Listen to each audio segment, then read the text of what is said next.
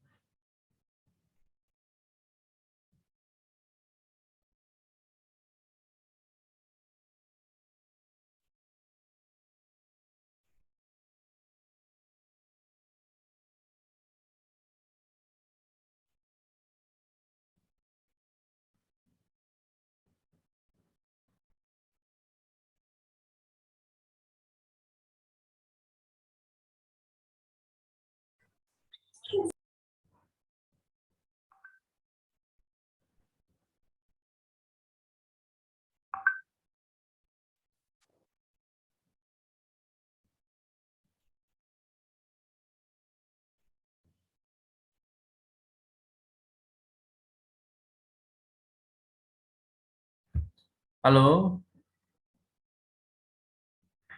bagaimana suara saya di sana? Apakah jelas atau kurang jelas atau pelan atau bagaimana?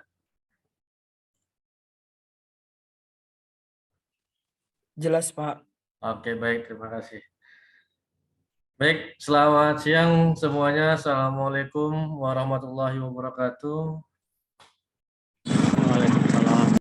Waalaikumsalam. Siang, Kak. Waalaikumsalam warahmatullahi wabarakatuh. Alhamdulillah, pada hari ini sampai dengan pertemuan ke berapa ya? Tiga, Pak. Ketujuh. Ketujuh kita tatap maya atau perkuliahan melalui daring sampai pertemuan ketujuh, atau kalau tidak ada halangan sampai dengan 28 November 2022. Tapi kurang 1 bulan. Nah, jadi untuk link yang saya buat di grup itu bisa digunakan selama perkuliahan daring. Jadi supaya juga saudara tidak bolak-balik nantinya mengkliknya, kan gitu. Ya, link daripada Zoom-nya. Nah, ini saya nggak tahu lagi di mana posisi masing-masing karena nggak ada yang on kamera ini satupun. Ayo, coba dulu on kamera semuanya yang bisa. Oh, mantap ini Ahmad Topik ini ya kan. Virtual background-nya lagi jadi apa nih, diwawancara sama Deddy Kobuzer ya. Iya Pak, lagi jadi narasumber nih Pak. Iya, iya, iya. Mantap. Nah, berarti ada mayoritas semuanya lagi di rumah. Yang penting sudah makan siang nih kan. Nah, kalau sudah makan siang jangan di kamar sambil belajarnya. Karena kalau sudah nampak bantal guling, mata pun mulai terlelap ya kan. Nah, akhirnya nantinya kamera di off kan, tidur gitu dia. Nggak tahu perkuliahan sudah habis apa enggak. Ya kan. Nah, baik, jadi sebelum kita mulai nanti sambil, nah ini tinggal sedikit lagi jumlah mahasiswanya yang hadir, ya, total 21, sudah 20 orang. Alhamdulillah masih tetap konsisten seluruhnya hadir, belum ada kemajuan. Mudah-mudahan lah sampai dengan akhir perkuliahan sudah tetap. Baik, pada pertemuan yang lalu kita sudah membahas bagaimana seorang kepala daerah ketika menjabat, hal yang pertama kali yang harus dilakukannya sebagai kepala daerah adalah membuat ketentuan hukum ataupun peraturan sebagai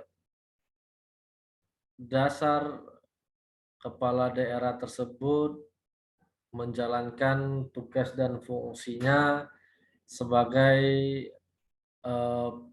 pejabat tata usaha negara ataupun administrasi negara. Nah, tanpa adanya produk hukum ataupun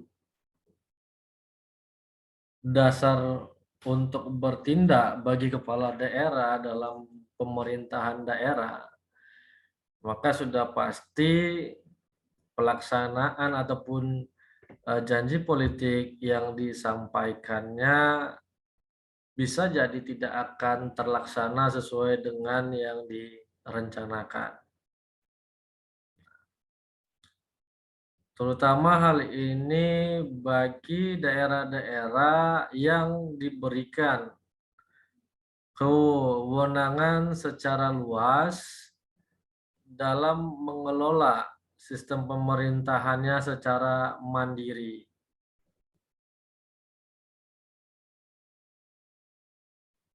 Nah,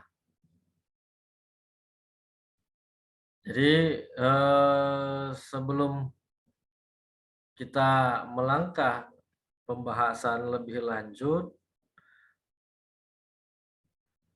maka ada kalanya ya kan untuk memenuhi tugas kita sepakat dulu apakah kita tugasnya secara individu atau secara kelompok.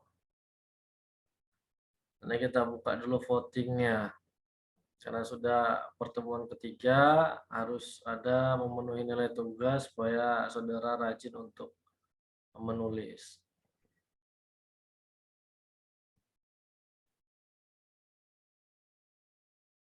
Ya, silakan bagaimana? Apakah tugas yang mau kita buat adalah tugas individu atau tugas kelompok? Dipaparkan dulu Pak, misal kalau tugas individu itu kayak semacam apa atau tugas kelompok nanti mau Ya. semacam apa? Intinya semuanya seperti makalah ataupun jurnal yang nantinya dibahas, ya kan, baik individu maupun kelompok, kan itu dia. Nah, karena kalau tugas nantinya ke lapangan, kita harus memerlukan surat keterangan dari pihak kampus kan gitu. Nah, ibaratkan sebuah pengabdian dan itu prosesnya agak memakan waktu, tidak cukup. Karena ada 1 semester itu nanti untuk PKL. Kan itu dari situ dia. Nah, jadi tugasnya adalah dalam bentuk karya tulis. Makalah berarti ya, Pak. Kelompok Iya, aja sih, Cak. iya, makalah. Kalau bentuknya makalah, Pak.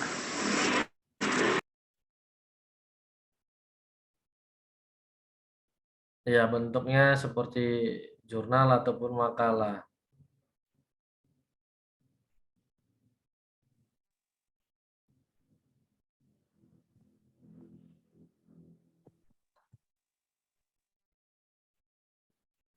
Kelompok aja sih, Pak, kalau menurut saya. Nah, itu Tergantung kesepakatan kelompok, Pak. iya, kesepakatan bersama. Nantinya kita mulai nanti pada eh, pertemuan ke-10 untuk tugasnya. Jadi ada 7 minggu bisa menyelesaikannya. Jadi paling hanya 5 kelompok kalaupun maksimalnya. Ya, di pertemuan ke-10 kita mulai dia.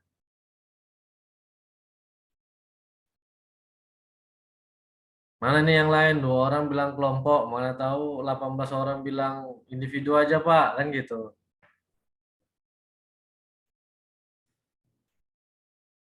Ayo, yang lain gimana pendapatnya?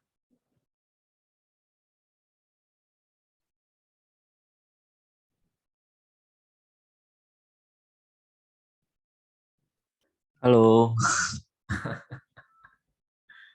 Ini pada tidur semua kan. Makanya saya khawatir ini semuanya Zoom-nya dari kamar kan gitu. Kalau udah dari Kelompok aja lah, kamar, Pak. gimana Bang Iqbal Syah? Kelompok atau individu? Kelompok aja, Pak. Kalau individu kan nanti judulnya terlalu banyak kan, Pak. Iya, Mempresentasikan jadi ribet, Pak. boleh. Baik, ada 3 orang. Nyatakan kelompok. Yang lainnya gimana? Austin. Karena kami Idem. DPM, Pak. Karena kami DPM Dewan Perwakilan Mahasiswa, jadi tidak cukup mewakilkan, Pak. Oh gitu. Jadi karena apa dia ya DPR-nya ya kan. Jadi mewakili seluruh suara rakyatnya kan gitu. Nah, sepertinya idem lah ini pasti kan tugas kelompok. Oke, baik. Jadi kalau tugas kelompok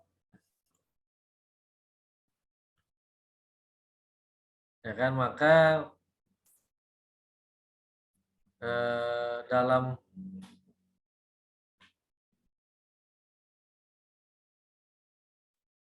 sistematikanya ya kan. Nah, yang pertama ada apa nih saya nulis di sini? Bab 1. Nah, ini ada rupanya. Yang pertama bab 1. Nah, di dalam bab 1 itu bab 1 kita buat adalah pendahuluan. Nah, ini kita sistematikanya dulu baru nanti bagaimana judulnya, temanya. Pendahuluan. Di dalamnya ada latar belakang, kemudian rumusan masalah,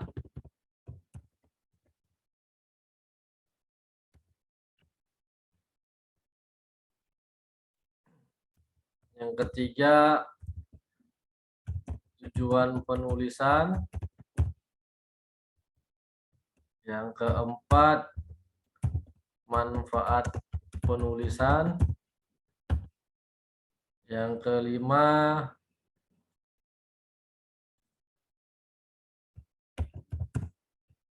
metode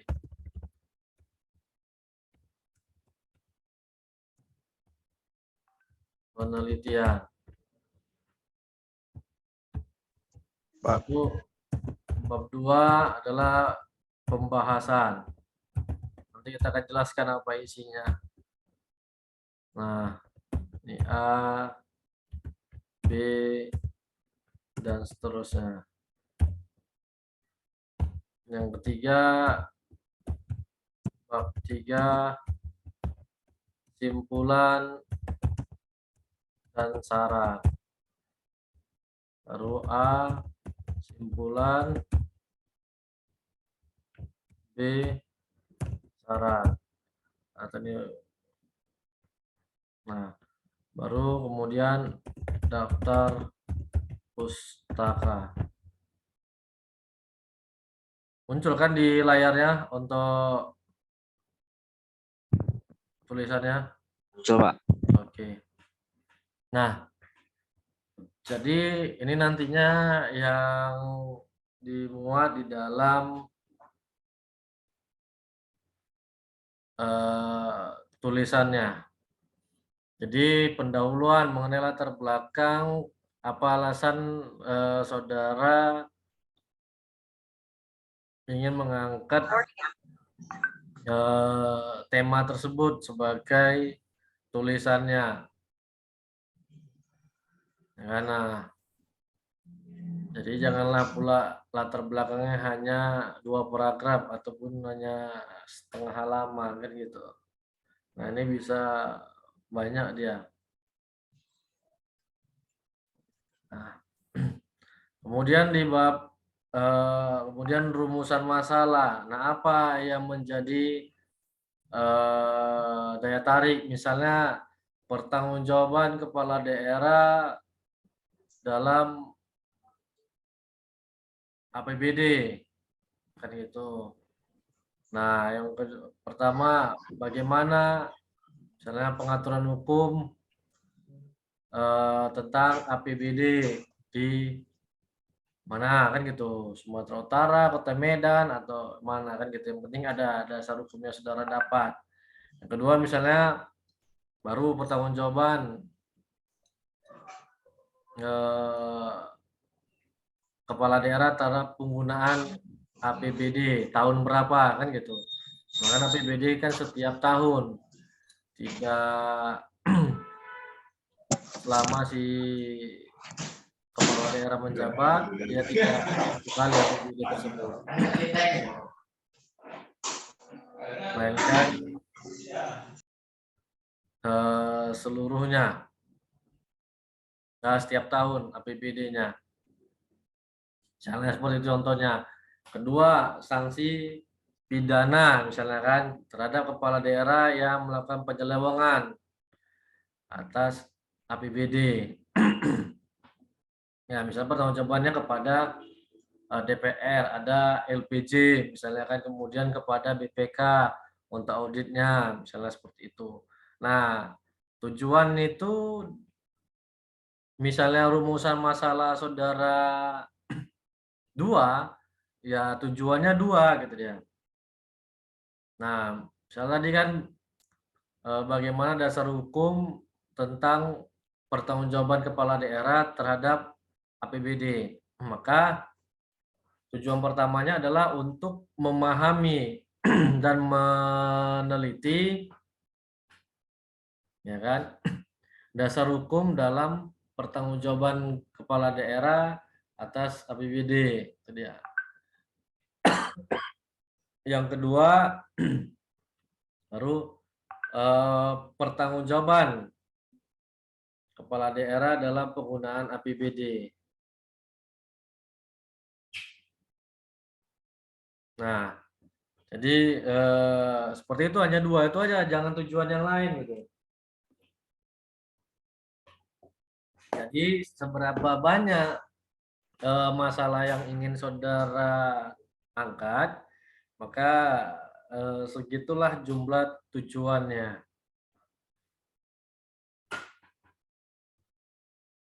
Ini jangan metode penelitian lah, penulisan, metode penulisan.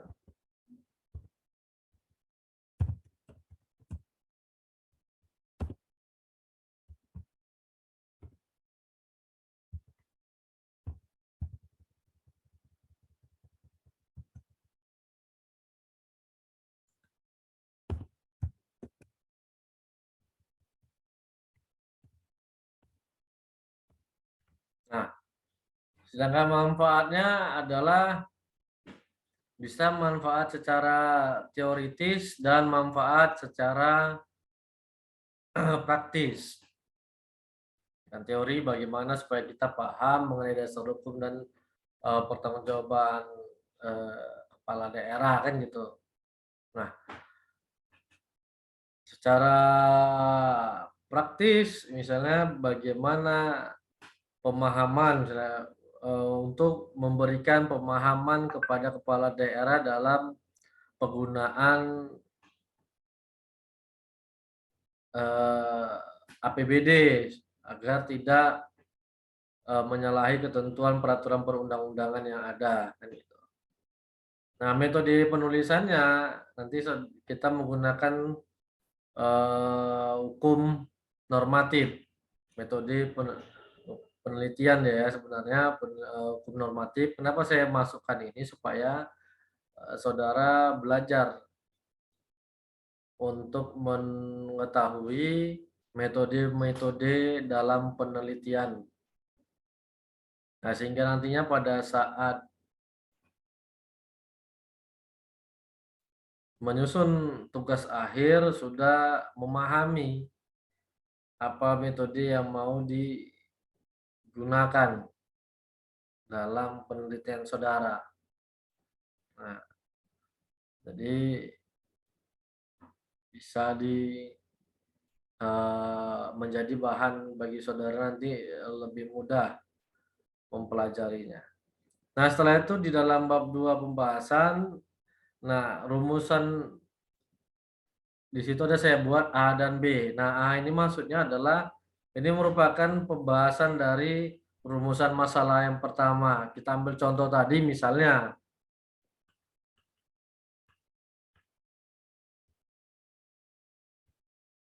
tadi kan dasar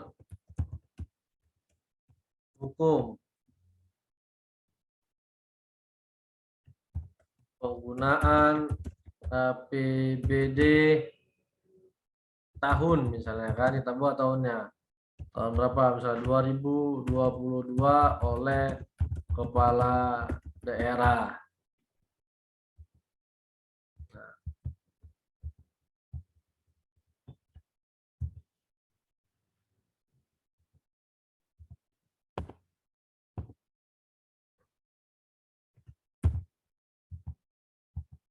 Nah, kemudian tadi pertanggungjawaban kepala daerah atas penggunaan APBD tahun 2022.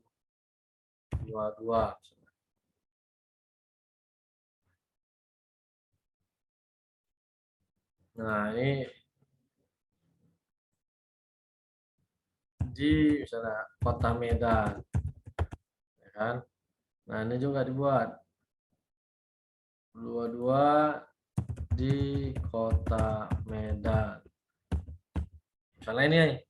Nah, inilah yang nanti saudara buat dia di dalam tulisannya gitu. Ya kan, bagaimana pertanggungjawabannya? Ini misalnya hanya 2 contoh saja yang kita ambil. Nggak usah banyak-banyak. Ya kan? Nah, dicarilah dasar hukumnya semuanya hanya inilah dia. Jadi jangan pula nantinya lebih banyak latar belakang daripada pembahasannya halamannya gitu ya. Nah, kemudian simpulan dan saran. Nah, simpulan ini yang pertama mengenai bagaimana kesimpulan dasar hukum ini. Ya kan? Yang simpulan keduanya bagaimana mengenai pembahasan yang kedua. Jadi hanya 2 saja simpulan yang saudara cantumkan di dalam tugasnya. Nah, demikian juga mengenai saran minimal sebanyak rumusan masalah yang saudara angkat. Misalnya dalam dasar hukumnya. Nah, perlu dilakukan perubahan ataupun revisi terhadap undang-undang tentang APBD misalnya. Nah, agar apa kan itu. Nah, yang kedua, nah supaya kepala daerah sebelum menjabat diberikan dulu pelatihan, misalnya seperti itu. Pelatihan mengenai administrasi negara, sehingga dalam pelaksanaan atau penggunaan anggaran dasar APBD tepat sasaran ataupun sesuai dengan peraturan perundang-undangan. Nah, itu dia. Bisa contohnya sarannya. Atau lebih dari satu sarannya boleh saja. Nah, kemudian nantinya di halaman berikutnya adalah daftar pustaka. Jadi setiap judul bab ini, ya kan, setiap tulisan bab 1, bab 2, bab 3 ini harus di awal kertas ataupun di atas, tidak boleh dia disambung. Misalnya di bab 1 ini masih ada lagi di bawahnya kertas yang muat lagi. Nah, saudara masukkan di sini, nggak bisa. Dia harus saudara pindahkan ke halaman berikutnya. Nah, dia harus halaman baru untuk judul babnya. Nah, letaknya berada di tengah ataupun center. Nah, kertas yang digunakan adalah kertas A4.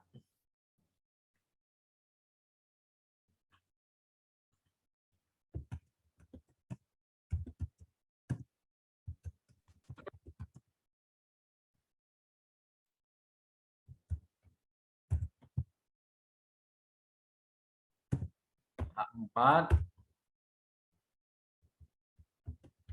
spasi 1,5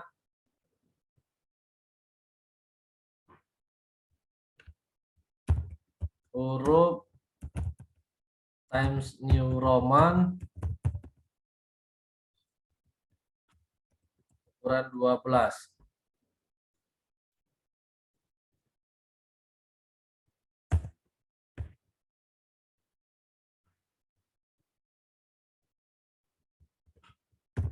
Jumlah halaman paling sedikit 12 halaman. Paling sedikit ya 12 halaman.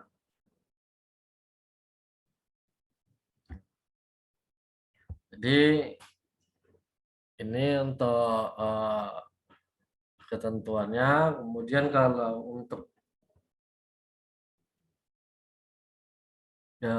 pinggirannya normal saja, satu-satu dia, right, left, up sama down-nya disesuaikan dengan yang ditetapkan di dalam Word-nya, yaitu satu-satu semuanya. 1 inci 1 inci. Nah, jadi yang nantinya akan saya juga nilai di dalam tulisan saudara adalah kerapian, kemudian kesesuaian isinya, yang ketiga adalah pemahaman saudara.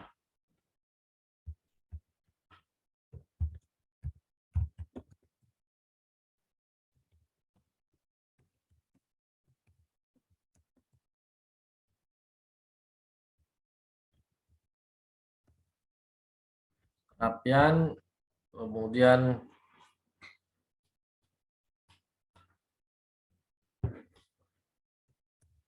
kesesuaian.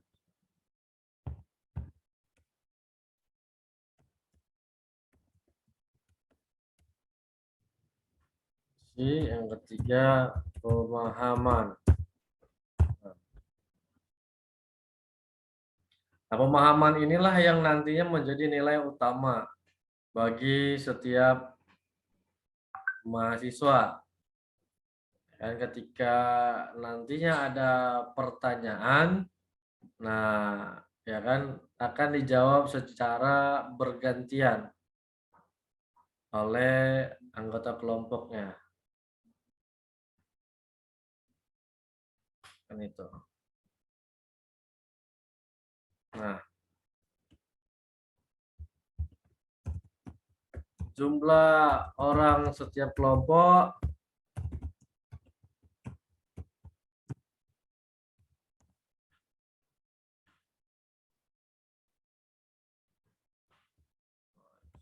jumlah kelompoknya total kita ada 22. Nah, tadi saya katakan di pertemuan 10, 11, 12, 13, 14. Masih bisa. Jumlah kelompok 5 tim. Nah, setiap kelompok terdiri dari maksimal 5 orang. Karena ada yang karena ada totalnya 22. Ya kan, kalau dari apanya jumlahnya siswanya 22 orang. Nah, itu. Jadi ada 22 orang. Nah, jadi ini kan persentase dimulai pada pertemuan 10.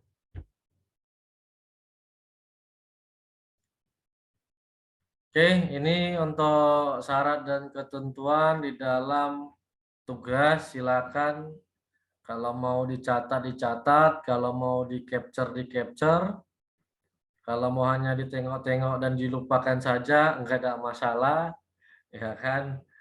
Karena biasa, ya kan, mata kuliah nantinya setelah selesai ini dilupakan selama-lamanya ketika tidak sesuai dengan keahlian yang saudara ambil.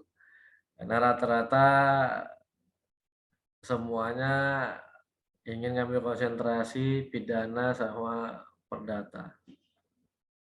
Nah, tapi untuk sistematika penulisan ini berlaku pada seluruh mata kuliah yang saudara ambil. Nah, ada kemudian daftar pustaka, ada tata cara penulisannya. Nah, jadi seperti tadi saya katakan, apabila pemahaman, nah, ini yang paling utama untuk melakukan penilaian. Jadi ada kalanya nantinya bisa nilainya dengan teman satu kelompoknya berbeda gitu dia. Karena ya menurut hemat saya, ya menurut dari nanti hasil penilaian ketika memang pemahamannya salah satu orang tidak mampu, ya kan. Nah, justru pasti akan berbeda ketika pemahaman dari temannya yang lain yang mampu menjawab segala pertanyaan yang diajukan oleh temannya. Nah, jadi seperti itu. Jadi untuk topik ataupun tema yang saudara jadikan tulisan, saya kembalikan kepada saudara. Nah, yang penting berkaitan dengan mata kuliah kita pemerintahan daerah. Ya kan, bisa sesuai dengan RPS yang kita buat di awal perkuliahan. Kan itu. Jadi kembali ke saudara, saya tidak mematokkan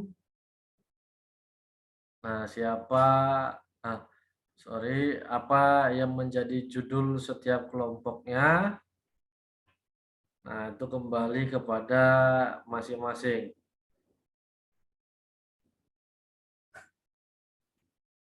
Ya kan? Jadi silakan sudah bisa nantinya dipilih. Yang penting di pertemuan ke-10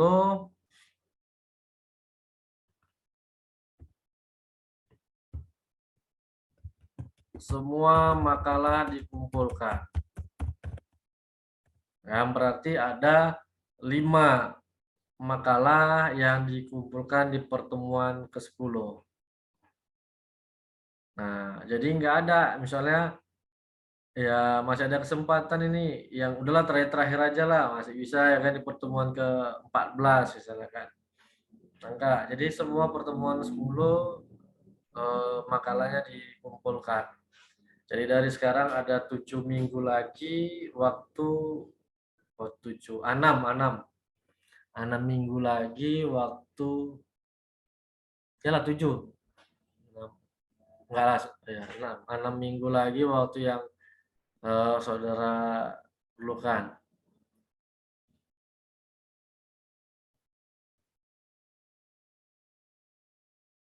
Nah, jadi nantinya di pertemuan ke-15 kita penutupannya. Jadi pertemuan 14 semuanya selesai untuk persentasenya. Nah, ketika di pertemuan ke-10 ada yang tidak mengumpulkan, maka saya anggap tidak mengerjakan tugasnya.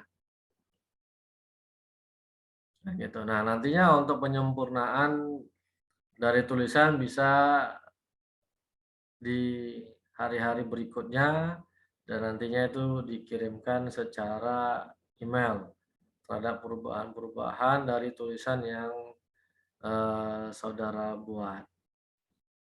Nah, itu dia. Jadi untuk masalah tugas sampai di sini apakah sudah memahaminya atau ada pertanyaan? Anggota kelompoknya pilih sendiri, Pak. Atau Bapak yang Iya, nentukan? iya silakan. Mau judulnya maupun kelompoknya silakan pilih sendiri. Nah, nanti kalau saya pilihkan nggak cocok pula sama saudara kan gitu. Nah, jadi mana yang menurut saudara misalnya dari tempat tinggal ya kan supaya jangan jauh-jauh kali. Nah, wilayah ini kan gitu. Nah, jadi silakan. Tapi kalau nantinya memang nggak bisa, ya sampaikan kan gitu di forum, di WA grup. Sudah, Pak, Bapak saja yang menentukan nama-namanya kan itu. Mana tahu. Nah, jadi saya berikan dulu kebebasan. Namanya kan kita merdeka belajar. Jadi ya saudara diberikan demokrasi. Kalau dulu kan dosennya yang menentukan siapa teman-teman kelompoknya. Nah, kalau ini enggak, saya berikan kebebasan. Ada lagi?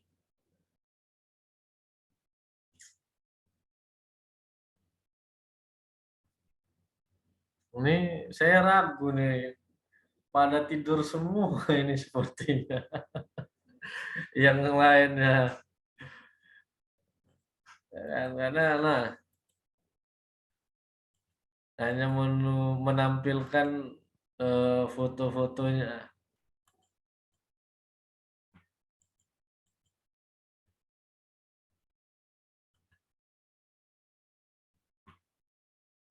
Gitu. Nah, sayangnya admin di Zoom ini hanya bisa mematikan suara, tidak bisa mengatur untuk video dibuka apa enggaknya. Itu dia. Nah, jadi ini dia.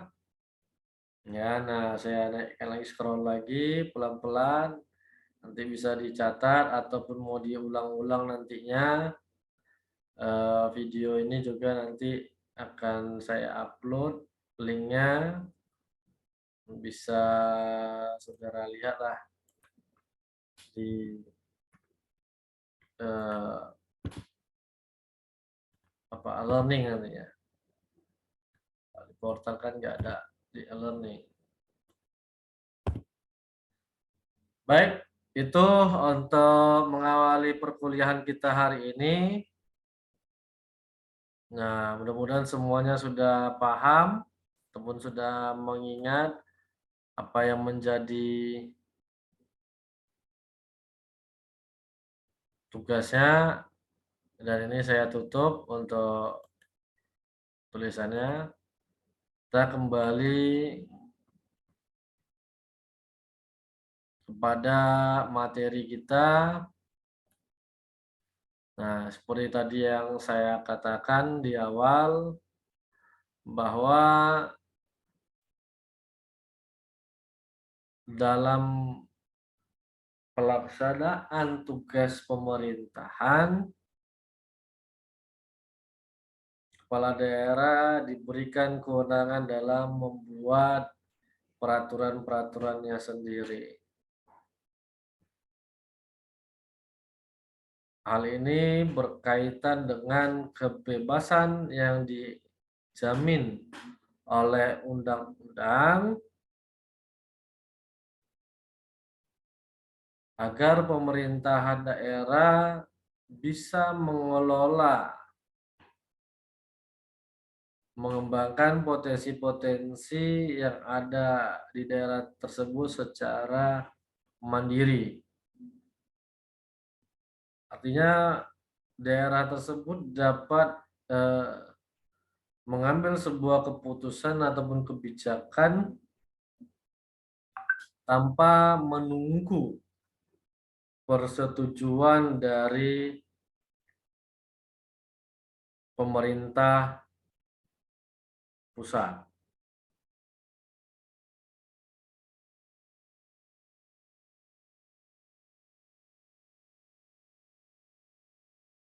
Nah, karena apabila menunggu persetujuan dari pemerintah pusat dalam melakukan satu program,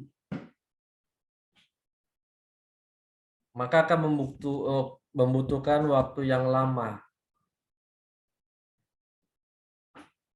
Dan tujuan dari pembangunan juga menjadi terhambat. Nah, oleh karena itu, pemerintah pusat memberikan kewenangan ataupun sebagian kewenangannya kepada pemerintah daerah melalui otonomi.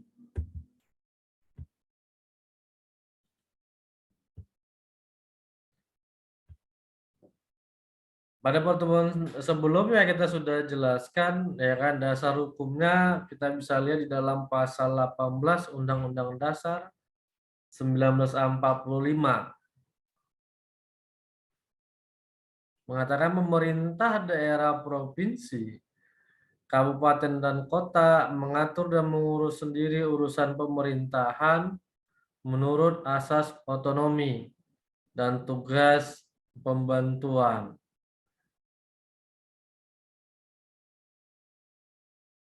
Nah, pemerintah daerah menjalankan otonomi seluas-luasnya kecuali urusan pemerintahan yang oleh undang-undang ditentukan sebagai urusan pemerintah pusat.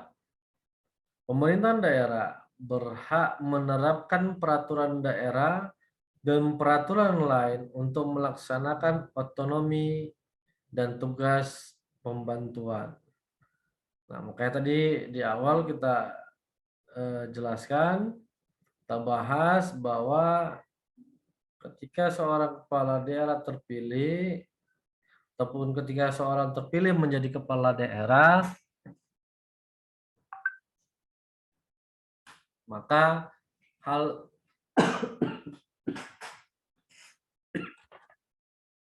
yang pertama dilakukannya adalah membuat peraturan.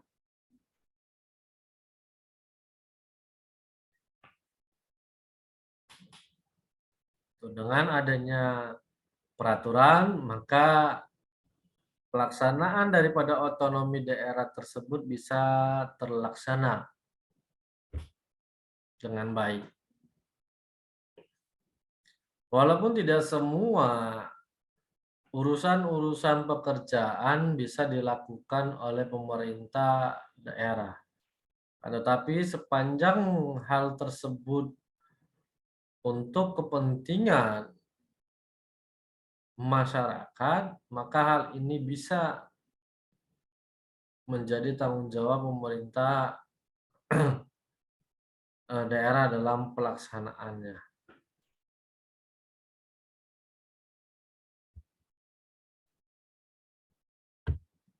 Nah, kemudian ada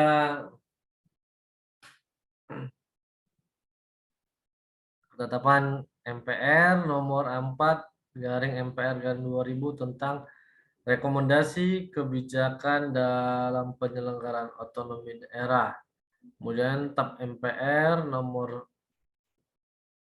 25 MPR garing 1998 tentang penyelenggaraan otonomi daerah, pengaturan, pembagian dan pemanfaatan sumber daya nasional yang berkeadilan serta pertimbangan keuangan pusat dan daerah dalam kerangka Negara Kesatuan Republik Indonesia. Nah, jadi ini ketentuan-ketentuan yang diatur oleh undang-undang ataupun peraturan perundang-undangan yang berkaitan dengan otonomi daerah. Pertama dalam Undang-Undang Nomor 9 Tahun 2015 tentang perubahan kedua Undang-Undang 23 Tahun 2014. Nah, di sana jelas terlihat bagaimana kewenangan kepala daerah, kewenangan wakil kepala daerah maupun kewenangan daripada badan legislatifnya. Namun secara umum masih menggunakan ketentuan yang lama, yaitu Undang-Undang 32 tahun 2004 kan, atau yang sudah dirubah menjadi Undang-Undang 23 tahun 2014. Nah, dengan dasar hukum ini diharapkan pemerintah daerah dapat bekerja secara maksimal untuk mencapai pembangunan nasional. Ya kan, itulah hukum dalam arti sistem berlangsung dalam suatu apa dia?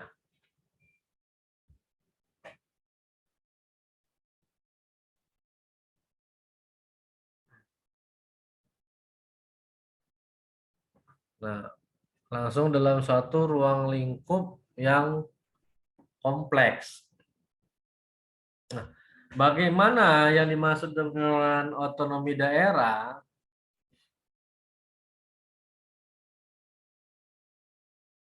Nah, otonomi daerah berdasarkan pasal 1 angka 6 Undang-Undang 23 tahun 2014 mengatakan bahwa otonomi daerah adalah hak, wewenang, dan kewajiban daerah otonom untuk mengatur dan mengurus sendiri urusan pemerintahan dan kepentingan masyarakat setempat dalam sistem NKRI.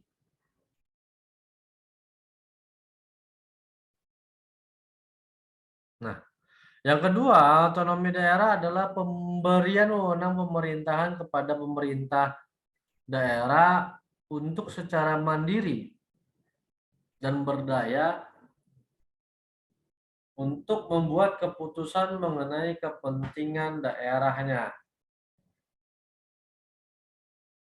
Nah, hampir sama antara definisi berdasarkan undang-undang dengan definisi secara umum.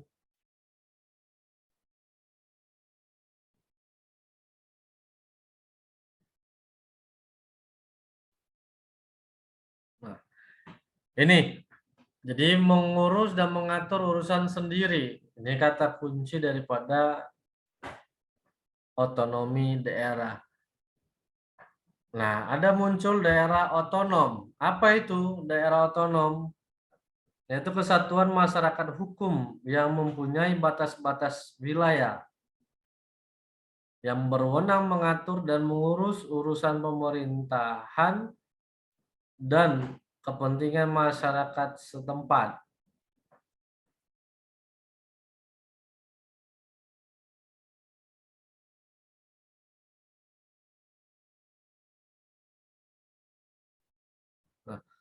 Berwenang mengatur dan mengurus urusan pemerintahan dan kepentingan masyarakat setempat menurut prakarsa sendiri berdasarkan aspirasi masyarakat dalam sistem NKRI.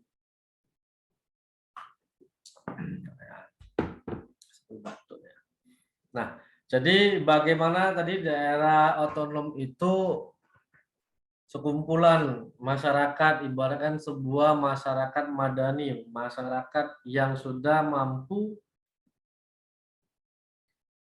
menerapkan hukum sebagai suatu hal yang terpenting di dalam kehidupan berbangsa dan bernegara. Nah, makanya disebutkan di situ adalah masyarakat hukum. Berarti masyarakat yang memiliki ketentuan secara tertulis mengenai segala hal aktivitas yang dilakukan oleh masyarakat tersebut, ataupun untuk mengembangkan potensi-potensi yang ada di masyarakat tersebut. Makanya dikunci dia berdasarkan aspirasi masyarakat dalam sistem NKRI.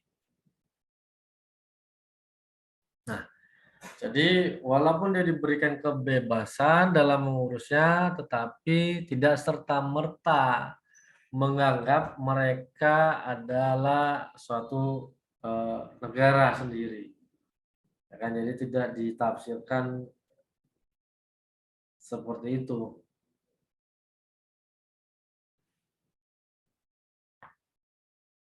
Nah, kalau ditafsirkan seperti itu, Indonesia tidak akan pernah lahir.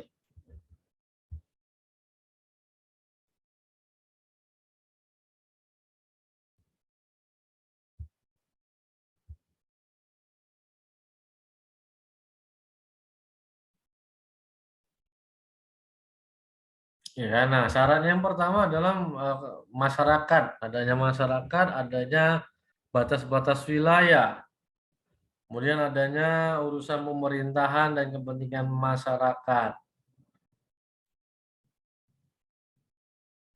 Kemudian menurut prakarsa sendiri, berdasarkan aspirasi masyarakat dalam sistem NKRI. Mau nanya, Pak. Ya, silakan. Itu kan otonomi daerah itu kan kebijakan untuk mengatur daerah pemerintahannya sendiri kan, Pak. Otonomi Ya. daerah itu. Jadi kalau seandainya otonomi daerah itu menyalahi norma-norma bisa dibilang, Pak. Contoh misalnya kayak kebebasan dalam dunia pariwisata di Bali contohnya, Pak. Itu kan mereka punya otonomi, bahwasannya mereka dalam hal hiburan itu kan bebas gitu, Pak, di Bali itu. Itu gimana itu, Pak? Apakah nggak bisa bermasalah nggak, Pak, otonomi Bali itu, Pak? Mengingat norma-norma hukum kan seharusnya harus terpenuhi gitu, Pak, di otonomi mereka, Pak. Nah, jadi kembali lagi seperti yang pernah saya sampaikan, di dalam pelaksanaannya kan tadi ada kata kuncinya, ya kan, masyarakat hukum, ya kan. Nah, maka harus ada ketentuan hukum yang mengatur terhadap aktivitas masyarakat itu sendiri. Nah, jadi seperti di beberapa daerah, daerah otonom ataupun otonomi daerah itu berbeda maknanya, ya kan? Nah, kalau otonomi daerah merupakan wewenangnya dalam mengatur urusan sendiri. Nah, sedangkan daerah otonom, nah dia bisa mengatur kebijakannya sendiri berbeda dengan daerah-daerah yang lainnya. Nah, jadi di dalam daerah tersebut ada otoritas. Nah, ada badan otorita daerah otonomnya. Nah, nanti mereka lah yang memberikan kewenangan kepada pemerintah daerah dalam membuat regulasi. Ya kan? Maka sedikit berbeda dengan daerah-daerah yang lain. Nah, tapi kalau kita Sumatera Utara misalnya merupakan daerah otonomi daerah, mendapat otonomi daerah, tetapi belum tentu daerah otonom. Jadi daerah otonom itu merupakan sudah mendapatkan hak otonomi daerah. Sedangkan daerah yang mendapatkan otonomi daerah belum tentu menjadi daerah otonom. Karena belum ada kebebasan yang diberikan oleh pemerintah pusat dalam memprakarsai, kan gitu.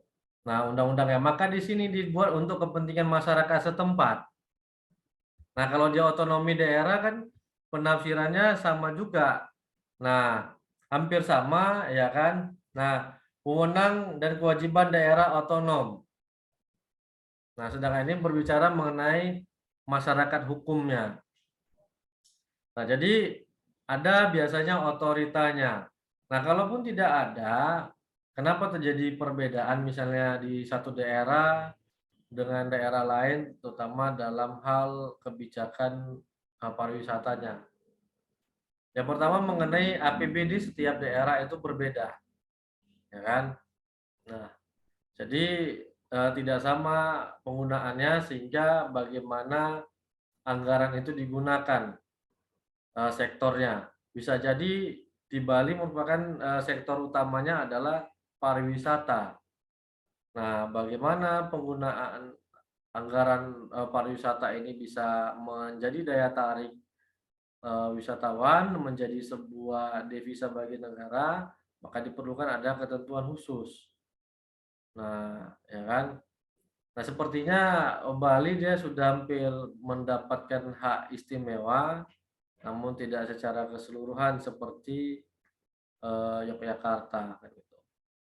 Nah, namun kan di dalam hal-hal yang lain wajib mematuhi ketentuan yang ada. Nah, sepanjang itu masih ada regulasi, aturan hukum yang di atasnya dan tidak bertentangan peraturan-peraturan daerah yang dibuat oleh pemerintahnya, maka sepanjang penerapannya dibenarkan ya oleh undang-undang itu tidak menjadi pelanggaran hukum. Nah, tinggal ketika ada kesalahan maka dilakukan uji materi terhadap materi muatan dari peraturan daerah tersebut. Nah, jadi memang setiap daerah itu memiliki perbedaannya masing-masing. Nah, makanya di dalam undang-undang selalu ada materi muatan yang membuat peraturan lebih lanjut mengenai ketentuan sebagaimana dimaksud dalam ayat atau pasal ini diatur oleh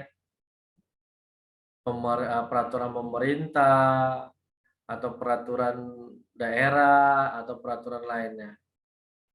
Nah, jadi seperti itu, ya kan? Nah, jadi tujuannya mereka bisa ambil contoh ada nggak ya? Nah, seperti ini melaksanakan tugas dari DPRD kabupaten kota mempunyai tugas dan wewenang misalnya ya. Nah, bla bla bla bla. Yang terakhir melaksanakan tugas dan wewenang lain yang diatur dalam ketentuan peraturan perundang-undangan. Nah, ketentuan lain yang diatur dalam peraturan perundang-undangan inilah yang memberikan kewenangan kepada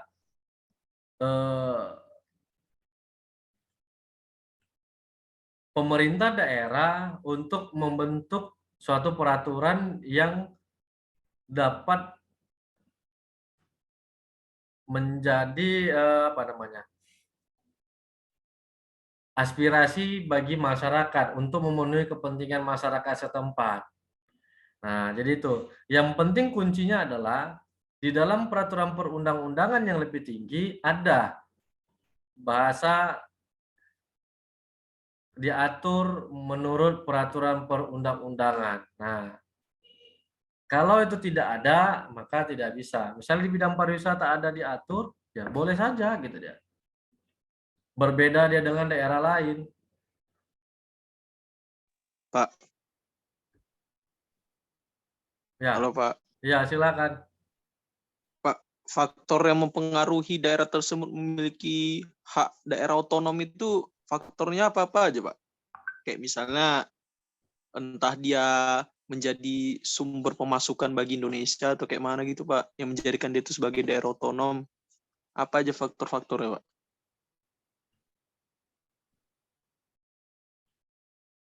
Nah, ini jadi berkaitan mengenai sasaran yang hendak dicapai kan gitu. Nah, yang pertama misalnya peningkatan pelayanan publik, pengembangan kreativitas masyarakat dan aparatur pemerintah daerah. Yang kedua, kesetaraan hubungan antara pemerintah pusat dan pemerintah daerah dalam kewenangan dan keuangan. Pemberian jaminan untuk meningkatkan rasa kebangsaan, demokrasi, dan kesejahteraan masyarakat di daerah. Yang keempat, penciptaan ruang yang luas bagi kemandirian daerah. Nah, ini menjadi sasaran yang akan dicapai ya kan melalui otonomi daerah itu ataupun suatu daerah itu bisa menjadi daerah otonom. Nah, kenapa suatu daerah itu ingin menjadi daerah otonom? Nah, supaya bisa melakukan peningkatan pelayanan publik. Ya kan? Nah, jadi tidak lagi tergantung kepada pemerintahan pusat, terutama pengembangan kreativitas masyarakat. Nah, ini dijamin oleh peraturan perundang-undangan. Nah, ada suatu teori dia piramida kebutuhan. Saya lupa teori siapa, nggak lupa saya. Nah, di dalam piramida kebutuhan tersebut, seseorang bisa mencapai suatu kesuksesan ataupun mencapai segala yang diinginkannya ketika dia sudah memenuhi 5 kebutuhan. Yang paling rendah adalah kebutuhan dasar, yaitu kebutuhan seperti sandang, papan, kan gitu, tempat tinggal, kan gitu, sandang dan papannya. Nah, jadi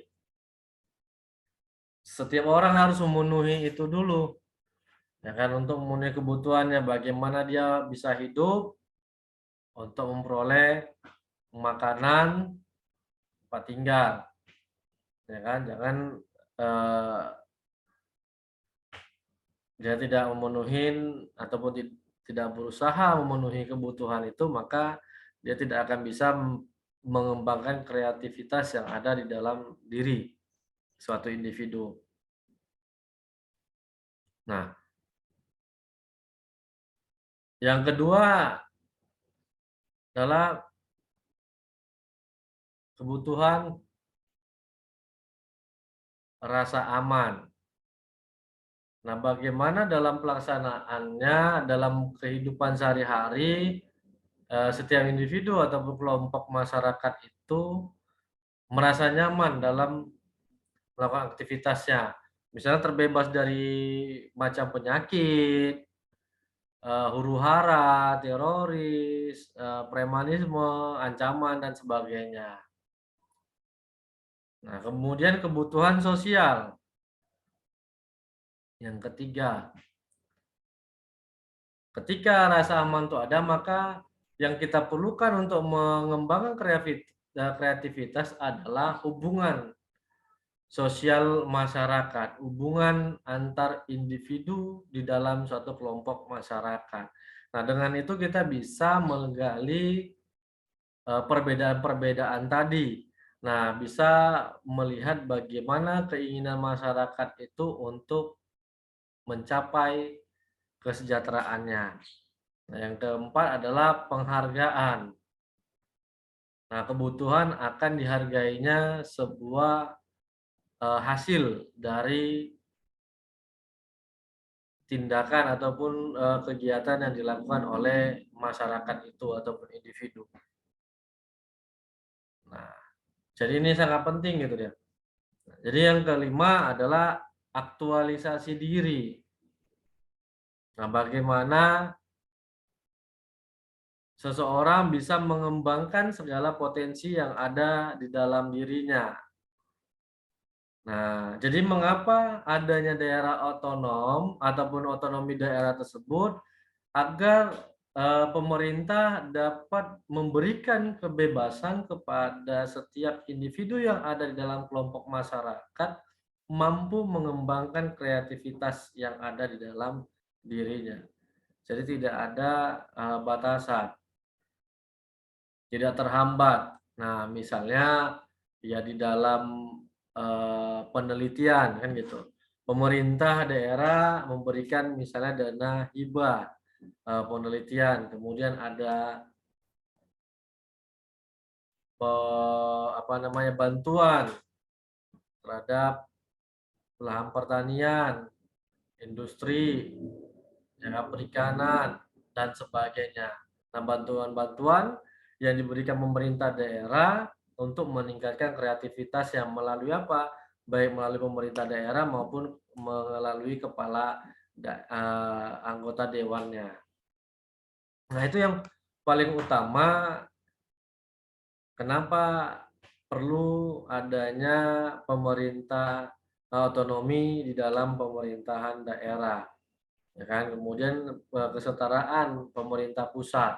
Namanya dia sama-sama dipilih secara langsung. Antara pemerintah pusat dan pemerintah daerah itu dipilih secara langsung. Jadi ya nggak maulah gubernur ataupun bupati atau wali kota ini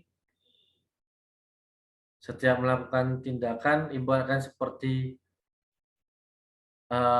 kasat dengan kapolseknya kan gitu dia. Nah, jadi ada batasannya. Enggak, dia sama gitu dia. Ya kan? Nah, jadi tidak ada perbedaan. Nah, jadi untuk meningkatkan misalnya rasa kebangsaan, demokrasi, dan kemandirian daerah. Nah, itu kenapa pemerintah pusat memberikan ataupun mengeluarkan kebijakan mengenai otonomi daerah. Ya kan? Salah satunya adalah untuk memenuhi keempat sasaran ini. Nah, ini persyaratan untuk mencapai ataupun menjadi daerah otonomi daerah, mencapai tujuannya, memiliki teritorial kekuasaan yang jelas, memiliki pendapatan daerah sendiri, memiliki badan perwakilan, memiliki kepala daerah yang dipilih melalui pemilu. Nah, jadi ada wilayahnya, wilayah teritorialnya, ada batas wilayah yang dikelola oleh masyarakat tersebut. Nah, dilihat juga luas wilayahnya. Ya kan, makanya tidak semua daerah kabupaten kota bisa mendapat otonomi daerah. Kebanyakan misalnya adalah provinsi. Nah, lihat kekuasaannya. Nah, seberapa besar tadi pendapatan daerah itu sendiri? Yang pendapatan secara langsung ya. Nah, dari apa dia pendapatan secara langsung? Dari pajak. Dari wisata misalnya. Nah, itu juga termasuk pendapatan secara langsungnya. Berapa banyak bisa diterimanya per tahunnya. Nah, barulah bisa diberikan anggaran untuk dikelola secara sendiri. Nah, kemudian ada nggak badan perwakilan rakyatnya? Sudah terbentuk apa tidak kan gitu. Nah, kemudian kepala daerahnya bagaimana? Dipilih secara langsung ataupun tidak, kecuali peraturan perundang-undangan mengatur lain tentang hal itu. Nah, jadi ini dia secara garis besar bagaimana suatu daerah itu bisa mendapatkan otonomi ataupun menjadi daerah otonom. Nah, Mana Iqbal, Bang Iqbal? Iqbal Syah. Nah, ada 2 soalnya Iqbal ya kan? Ya, Pak. Ya. Ada yang lain yang mau kita diskusikan? Saya Pak, senang. izin bertanya, Pak. Nah, boleh silakan, Bang Topik. Eh, jadi Pak, apakah dengan adanya otonomi daerah ini atau yang lain otonomi khusus apa ya membuat potensi angin segar untuk setiap daerah ingin memisahkan diri dari Indonesia karena yang kita tahu dengan ada otonomi ini kan memberikan hak kebebasan untuk mengelola administrasi ya Pak, tata daerah gitu. Atau malah sebaliknya menjadi cara pemerintah untuk uh, membuat mereka semacam semi negara gitu dapat mengelola daerah sendiri atau gimana? Menurut Bapak gimana? Ya, baik. Jadi, nah, tadi di awal kita sudah pahami bersama definisi otonomi daerah atau berdasarkan pasal 18 Undang-Undang Dasar, ya kan? Nah, tidak keseluruhan yang bisa diberikan kebebasan. Nah, harus mengacu juga terhadap tugas pembantuan. Jadi tidak seluruh secara 100% daerah tersebut bisa mengelola, ya kan? Bisa mengelola daerahnya. Nah, kalau kemungkinan daerah itu merdeka, ya kan, sepanjang untuk pembentukan negara itu dipenuhi oleh satu daerah tersebut, bisa saja hal itu terjadi. Nah, itu bisa kemungkinan itu terjadi. Nah, ya kan? Ya kan kita ambil contoh ya adanya otonomi khusus tadi kan kepada Yogyakarta, kemudian kepada Aceh yang bisa membentuk peraturan khusus secara hukum Islam di daerah tersebut. Kan itu dia. Nah, bisa kemungkinan itu terjadi, tetapi kembali lagi, nah syarat-syarat untuk menjadi sebuah negara apakah terpenuhi? Yang paling utama adalah pengakuan dari negara lain. Kan itu dia. Nah, contohnya kan kita sudah lihat Timor Timor, ya kan? Bisa kemungkinan itu terjadi ketika memang Indonesia menyatakan melepaskan Timor Timor dari NKRI gitu ya. Nah, tapi kalau hal itu tidak terjadi, nah sama seperti Maluku dan Papua, ya kan yang sampai saat ini ada pergerakan-pergerakan teroris kan gitu, yang dianggap teroris untuk merdeka kan gitu. Nah, organisasi Papua Merdeka, kemudian ada di Maluku juga kan itu. Nah, sepanjang pemerintah pusatnya tidak memberikan, ya kan, pelepasan itu, hal itu tidak akan terjadi. Ya kan tadi saya katakan itu kemungkinan bisa terjadi karena sudah ada contohnya yaitu Timor Timur ataupun Timor Leste yang diambil oleh sekarang di bawah Australia kalau tidak salah saya. Nah, jadi intinya sebenarnya diberikannya otonomi daerah itu memang kemandirian, tetapi bukan secara de facto ataupun secara mutlak. Masih dia semi kekuasaan yang diberikan oleh pemerintah pusat. Nah, ini juga mungkin yang dikhawatirkan pada masa Orde Baru. Ya kan, kenapa Orde Baru itu tidak menerapkan otonomi daerah kepada daerah-daerah provinsinya. Ini bisa terjadi kan, ada yang membangkangkan misalnya terhadap pemerintah pusat. Nah, makanya untuk mengatasi hal seperti itu kan, nah harus memahami bagaimana tugasnya masing-masing, yaitu bagaimana untuk tujuan daripada penyelenggaraan otonomi daerah tersebut.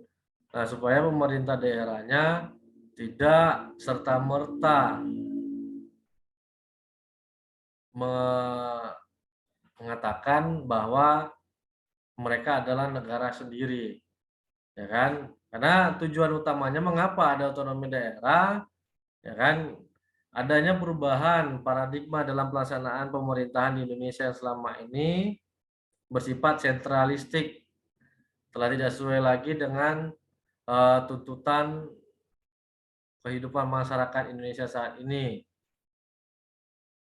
Dan sebagai wujud pelaksanaan undang-undang, misalnya pemerintah daerah dapat meningkatkan pelayanan dan kesejahteraan masyarakat, mengembangkan kehidupan demokrasi, keadilan dan pemerataan, serta memelihara hubungan serasi antara pusat dan daerah yang dalam menjaga keutuhan NKRI.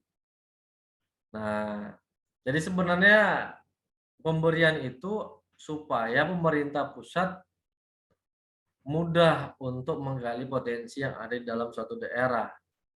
Karena tidak mungkin mampu presiden sebagai kepala pemerintahan membuat peraturan untuk seluruh provinsi yang ada di Indonesia ataupun mengatur administrasi negaranya.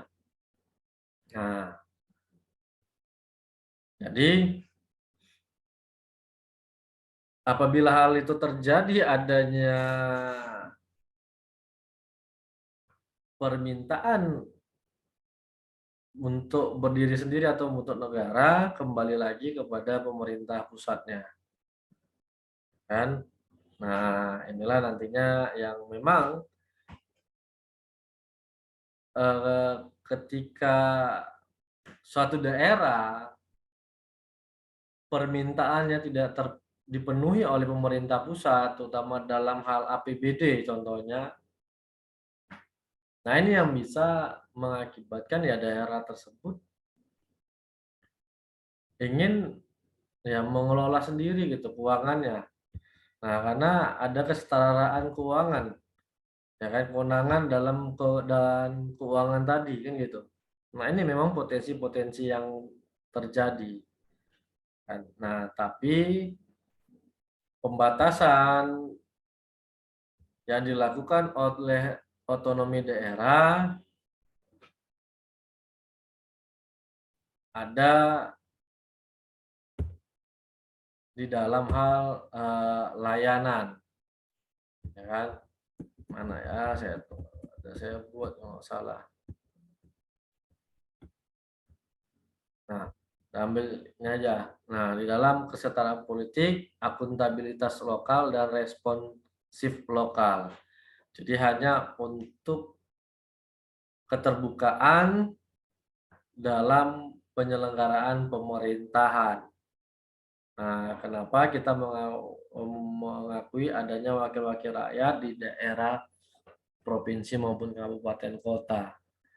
Nah, jadi sampai saat ini ya hanya satu yang kemungkinan itu yang sudah melepaskan diri. Jadi ya menurut pertanyaan tadi si topik, hal itu dimungkinkan terjadi ketika memang pemerintah daerah menganggap pemerintah pusat ini tidak memberikan kesejahteraan kepada masyarakat daerahnya. Nah, makanya mengapa Papua itu sangat melakukan perlawanan-perlawanan, ya kan, dalam minta merdekanya. Kenapa? Bisa jadi kesejahteraan yang dibuat oleh pemerintah pusat itu belum dirasakan secara merata oleh masyarakat Papua. Nah, itu dia. Nah, kembali lagi memang apakah Indonesia memberikan pengakuan terhadap kemerdekaan tersebut. Nah, seperti itu dia. Jadi memang kalau sampai saat ini kita lihat ada 2 daerah yang secara langsung mengelola pemerintahannya secara mutlak kan gitu, Yogyakarta dengan Aceh. Nah, terutama yang secara semi lagi daerah-daerah yang memiliki hak otoritas, ada daerah otorita seperti Batam, ya kan? Kemudian yang sekarang ibu kota Nusantara, nah, kemudian ada ya bisa jadi di Bali saya rasa ada otoritanya, karena itulah badan otorita itu untuk memberikan kebebasan di dalam membentuk peraturan perundang-undangan di bidang otonomi daerah. Nah, seperti itu. Sumatera Utara pun ada saya rasa. Nah, seperti itu dia. Taufik. Baik, Pak. Oke. Soalnya kan rata-rata yang daerah-daerah yang memang diberi otonomi khusus memang memiliki latar belakang yang pernah ingin memisahkan diri dari Benar. Indonesia. Pas itu memang. Makanya itulah dari tugas pemerintah pusat, yaitu untuk menjaga kesatuan. Makanya dikunci dia Negara Kesatuan Republik Indonesia. Nah, itu dia. Baik, saya absen dulu. Waktu sudah menunjukkan 14.55. Ya kan, nanti sebentar lagi saya juga harus masuk di kelas berikutnya. Ya kan, yang pertama Ahmad Taufik hadir, Andreas Purba. Hadir, Pak. Oke. Bayu Laksono tadi ada lagi di gedung KPK nampaknya. Ya, mana Bayu hilang-hilang timbul ya. Kemudian Dea Sabani. Hadir, Pak. Baik. Dwi Aprianti baru bangun. Hadir, Pak. Lagi di jalan nampaknya ya. Kemudian Elizabeth Abrianti. Ada Elizabeth? Ada. Jasanta Sinuraya. Hadir, Pak. Oke. Jasmine Zahra Sirega. Hadir, Pak. Baik. Jonathan Duha. Hadir, Pak. Ini semangat dia ya kan. Ini lagi di lagi di kampus. Iya, Jonathan. Iya, Pak. Oh, sama si Bayu ya. Kenapa? Kecelik? Ya. Atau tadi ada masuk yang apa? Tatap muka. Ada proyek, Pak, di kampus, Pak. Oh, ada proyek ya. Iya, iya, iya. Saya tengok ya kan, jendelanya macam gak asing deh ya kan si Jonathan. Oke, mantap. Kevin Bryan. Ada. M. Fikri Akbar. Hadir, Pak. KPK buka cabang Tukar Pancabudi ya, Bang. Oh iya, iya. Muhammad Iqbal Setiawan. Hadir, Pak. Muhammad Iqbal Shah. Tadi. Mutiara Alfa. Mutiara Alfa. Novianti Veronica. Hadir, Pak. Apa lagi di rumah? Pak Muhammad Iqbal Syadir tadi ya, Pak. Ya, Muhammad Iqbal Syadir tadi, Pak. hadir, udah. Nurwita Anjarwati. Hadir, Pak. Oke. Ridwi Afriza. Hadir, Pak. Rima Wulandari. Hadir, Pak.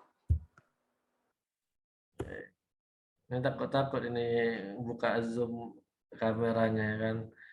baru bangun tidur semua nampaknya. Sri Kandi kita. Sonia Prahmata. Hadir Pak. Taufik Arif Harahap.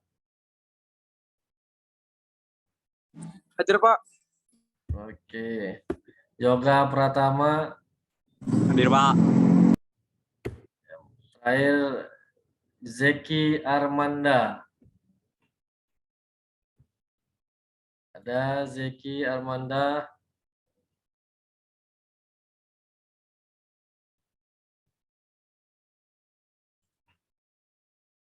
Nggak ada. Baik. Ada lagi yang belum di absen atau yang namanya tidak ada di portal? Saya tadi belum, Pak.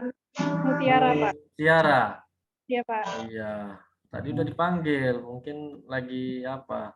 Iya, jaringan, Pak. Oh, pikir lagi di kamar mandi. Elizabeth, Pak.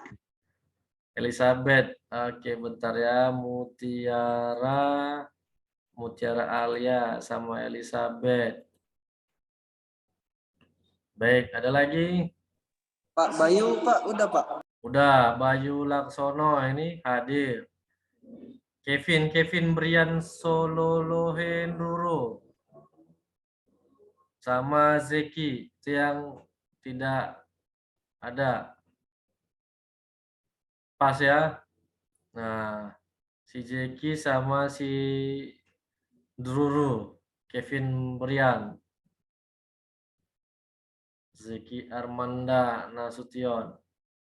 Yang lainnya sudah saya absen. Baik, karena waktu sudah menunjukkan pukul 15 dan waktunya kita berpisah, sudah bel berbunyi, ya kan? Nah, kalau sekolah dia langsung balik semua. Jadi sampai jumpa nantinya pertemuan kita di minggu depan di jam dan frekuensi yang sama, masih dalam kuliah daring.